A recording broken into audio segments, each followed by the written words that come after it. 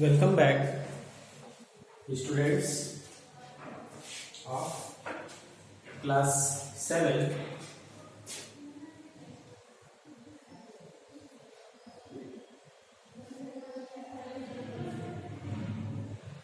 Let's start with subject science, chapter 9 and lecture 3rd. The today's topic is absorption of water by soil.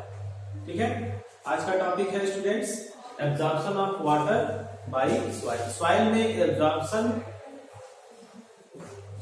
कैसे होता है water का, water कैसे absorb करता है सॉइल में. ठीक है, इसके पहले हमने प्रॉपर्टीज ऑफ सॉइल और मॉइस्चर इन सॉइल पढ़ा था. सॉइल में मॉइस्चर होता है. ठीक है, तो absorption of water in soil में देखिए, इसमें एक्टिविटी एक है, एक्टिविटी 9.6. एक्टिविटी 9.6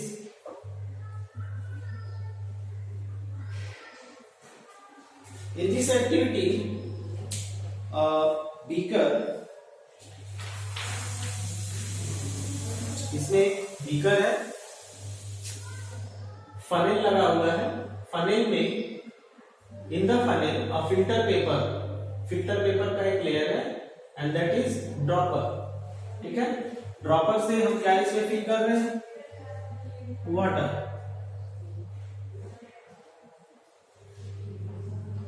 ये वाटर फिल्टर पेपर से फिल्टर होते हुए ये 1 by 1 आता है कहां, बीकर में.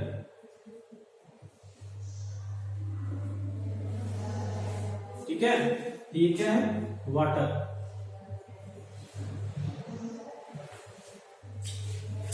So now after that, pour water all over the soil. Keep pouring water, dropping. Subtract the amount of water by the measuring. This amount of water retained by the soil recording. जैसे कि wait of soil, मान लीजिए soil का wait हम 50 ग्राम लेते हैं. ठीक है, initial volume water in the cylinder UML. तो volume of water absorb by the soil. अगर आपके सॉइल में जो वाटर है that is final volume of water in the measuring cylinder. Final volume of water in the measuring cylinder VML. तो volume of water absorb U minus V.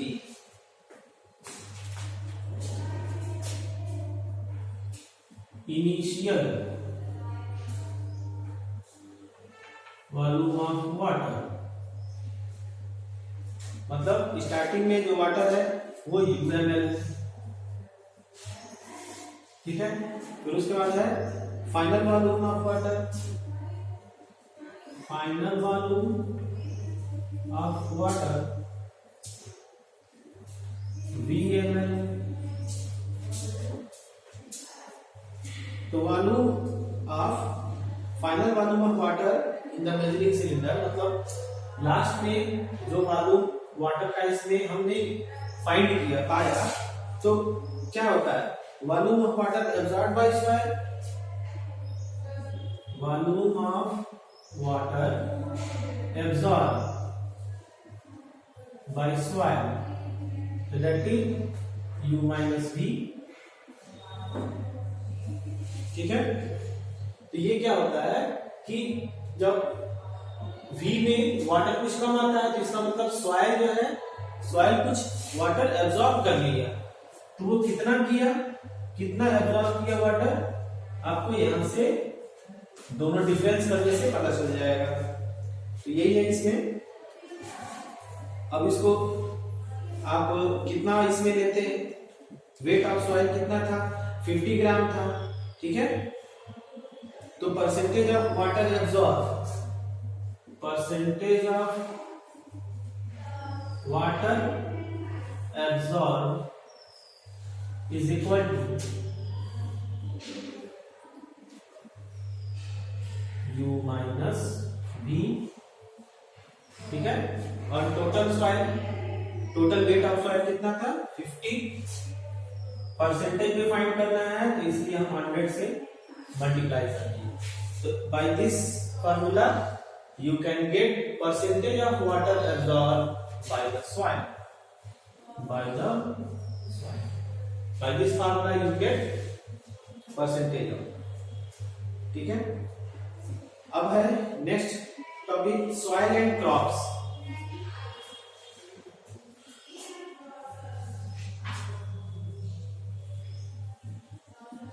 Soil and crops.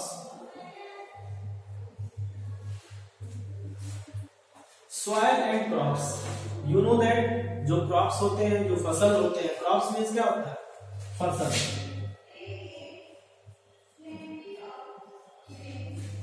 Crops means फसल.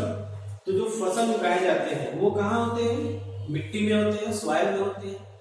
ठीक है ना. Field में होता है. Field में बस सॉइल होता है.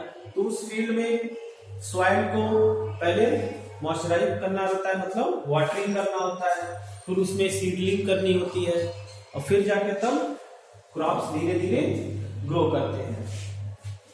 तो different types of soils are found in different parts of India. India में डिफरेंट जगह जगह पे डिफरेंट टाइप्स के सॉइल पाए जाते हैं. They are clay soil in some part, loamy soil, है ना. और बहुत जगह पे soil is affected by wind, rainfall, temperature, light, humidity. Soil जो है अफेक्टेड होता है किससे? टेम्परेचर से, रेनफॉल से, लाइट से, ह्यूमिडिटी से. ये सबसे अफेक्टेड होता है. These are some important climate factors which affect the soil profile and bring change in the soil structure. और soil के स्ट्रक्चर में फिर चेंज होता है by the climatic factor. ठीक है. तो आपने देखा कि soil is affected by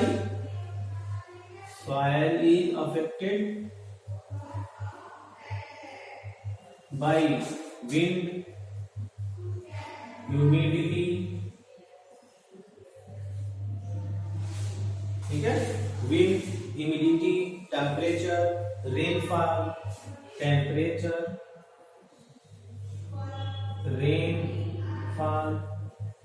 etcetera.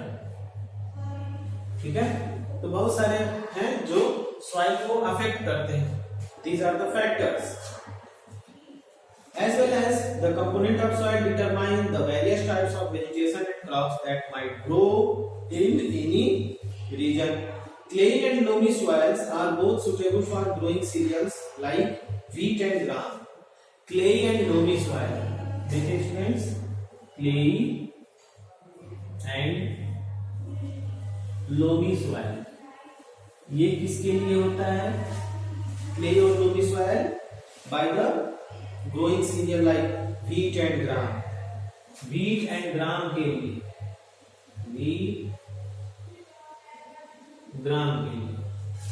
wheat and gram मतलब गेहूं और चना के लिए clay soil. Such soils are good at retaining water. इसमें clay में retaining, in previous lecture I explained the clay soil, loamy soil, sandy soil. ठीक है. For paddy soil rich in clay and organic matter and having good capacity to retain water for IT. Paddy के लिए भी clay soil आप यहाँ पे paddy लिख सकते हैं. पैडी मतलब धान. तो धान के लिए भी क्या है? clay and organic matter and having good capacity to retain water. For lentils, मसूर के लिए and other pulses और भी दालों के लिए loamy soil which drain water is very required. loamy soil में जिसमें कि water excess नहीं रुकता है, ड्रेन हो जाता है. देखेंगे loamy soil में क्या होता है? pulses. loamy soil में pulses होते हैं. ठीक है.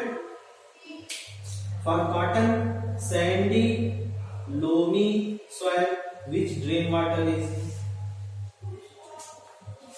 इसमें कॉटन भी होता है. तो कॉटन जो है लोमी में भी होता है और सैंडी सॉइल में भी होता है. सैंडी सैंडी सॉइल, जिसमें बालू थोड़ा सैंड होता है, ठीक है। विच ड्रेन वाटर इजीली, तो सैंड में, बालू में भी आप देखते हैं कि वाटर होल्ड नहीं करता है, छन करके निकल जाता है। Crops such as wheat are grown in the fine clay soil, ठीक है, because they are rich in humus and very fertile, क्योंकि clay soil जो है humus उसमें ज्यादा होता है और कैपेसिटी ऑफ वाटर होल्डिंग जो है कैपेसिटी वो सही होती है एंड फर्टाइल होता है। Find teacher friends crops in your area, आप अपने एरिया में कौन से क्रॉप्स होते हैं, सॉइल कौन सा है, वो आप अकॉर्डिंग टू दिस सर्च कर सकते हैं, ऑब्जर्व कर सकते हैं which kind of soil would most suitable for planting, ठीक है।